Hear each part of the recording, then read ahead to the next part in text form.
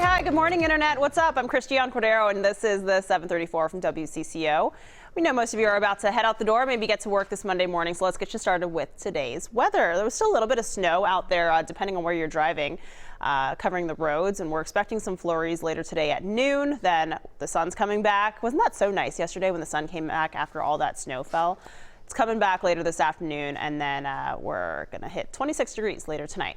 All right, now let's talk about this, the Academy Awards. There were plenty of big moments to talk about last night, including the winner of the night's top prize. And the Oscar goes to Parasite. Parasite had a big night, winning 4 awards, including what you just saw, Best Picture. The South Korean film is the first foreign language movie to take home the top prize. It also won Best Director, Best International Film, and Best Screenplay. No surprises in the acting categories. Joaquin Phoenix nabbed his first ever Oscar, winning Best Actor for Joker. Renee Zellweger won Best Actress for Judy. Brad Pitt won his first acting Oscar for his performance at Once Upon a Time in Hollywood. And Laura Dern also won for her first Oscar for Marriage Story. Plenty of fashion statements at the Oscars as well. As always, Natalie Portman created a buzz by wearing this Dior cape with embroidered names of female directors snubbed from the nominations. Spike Lee was all decked out in a purple and gold tux as a tribute to Kobe Bryant. There you go. You can see it right there. They've been friends and working partners for years. This morning, though, we want to know what you thought of the show. What was your favorite moment? What stands out in all of the hype? Those watching on Facebook, leave a comment right here. We'll get through a few of those right after the news. And to the news now, MnDOT is warning drivers that roads may still be slippery this morning after Sunday's burst of snow. Plows were all out last night preparing for the morning commute. A reminder, snow emergencies are in place for Minneapolis and St. Paul. A lot of people spent their Sunday digging out from the snow. Up to 6 inches of snow fell across the Twin Cities. Even more fell down south. In some places, more than a foot. The year as a whole has been pretty easy so far, but I think it's going to be worse in March. Hopefully not April. Minnesotans, we do this, so it's nothing new. Yeah, nothing new, but this snow day isn't all about the cleanups. Letters in St. Paul carved out some time to enjoy that fresh powder. And check this out. A Wisconsin man is embracing Sunday snowfall. He was spotted skiing around the streets of Southside and La Crosse. Gotta love it there. All right, with a countdown on in New Hampshire, Minnesota Senator Amy Klobuchar made the last-minute appeal to voters. That is what I'm asking you to do for me, New Hampshire. I have been bolted down on my desk in the Senate, and I am finally unleashed. And I can go everywhere. We went to 4 diners this morning. I can barnstorm this state, but I'm asking you to call your friends. I'm asking you to go that extra mile to talk to the people you know at work, to tell them what you heard today, to ask them to turn out for me. And that is how, yes, we do well and win this primary, but it is more than that. That is how we win for America.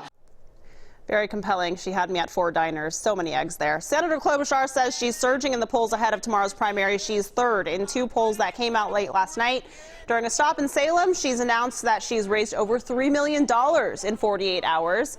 A new CBS News Battleground Tracker poll shows a tight race in New Hampshire. And like Iowa, Senator Bernie Sanders and Pete Buttigieg share the top spots, but the primary is still, of course, up for grabs. Only 4 in 10 voters say they've definitely made up their mind to support a certain candidate in that New Hampshire primary. President Trump narrowly lost New Hampshire to Hillary Clinton in 2016. The president will be there tonight to rally his supporters. Even after a review, Pete Buttigieg is still on top after the Iowa caucuses, but the state hasn't technically declared a winner just yet. And Senator Bernie Sanders' campaign says they're going to request a partial recanvass. The death toll keeps rising in China. More than 900 people have now died from coronavirus. More than 40,000 others are infected. The virus started in the city of Wuhan. Chinese officials are worried that during the Lunar New Year festival, some 5 million people, possibly carrying the virus, left the city.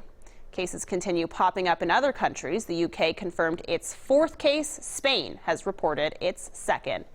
A man is blaming Google Maps for leading him into the Mississippi River and falling into it. It happened around 3 a.m. Saturday morning near the Stone Arch Bridge. Firefighters had to rescue the man who had a mild case of hypothermia. They believe the app told the man to cross the bridge instead of walking across the ice. NASA launched an unprecedented mission overnight, sending a spacecraft to the sun to unveil its secrets. Isn't that exciting? The solar orbiter blasted off late last night from Cape Canaveral, Florida. The rocket will try to capture the first pictures of the sun's north and south poles. There's another baby product to recall this morning that parents will want to know about. About 14,000 Santino baby carriers are being recalled over faulty buckles. The company says they can break open, letting your baby drop out and fall to the ground. The carriers were sold at Target and Amazon from November through December. If you have one, you can return it and get a free replacement. You can find the exact model information on our website. That's WCCO.com. British Airways right now has bragging rights for the fastest subsonic flight between New York and London. This was really cool. The Boeing 747 carrier reached a top speed of more than, get this, 800 miles per hour. The flight was from Saturday into Sunday and got to its destination in just under 5 hours. According to the Flight Radar 24, the average time for a trip from New York to London is about 6 hours and 13 minutes.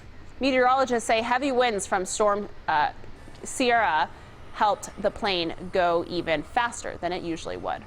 All right, let's get back to today's talker. We're bringing in WCCO's digital gal, Allie. Allie, what are people saying about the Oscars last night? You know what? I think overall people enjoyed it. Yeah. We had some Parasite fans for sure. Okay, good. Cole says that he loved when Tika Waikiki, the filmmaker, acknowledged the award ceremony, that it took place on native lands and dedicated the award to Indigenous kids. But yeah, overall I think it's, most people just enjoyed the show. I know I liked Billie Eilish's performance. Was that your standout performance for you? Yeah, I don't know, I just really like her. Okay, yeah, I thought it was kind of entertaining from front to. I hesitate to say that because I went to bed early, but that's more out of priorities than anything else.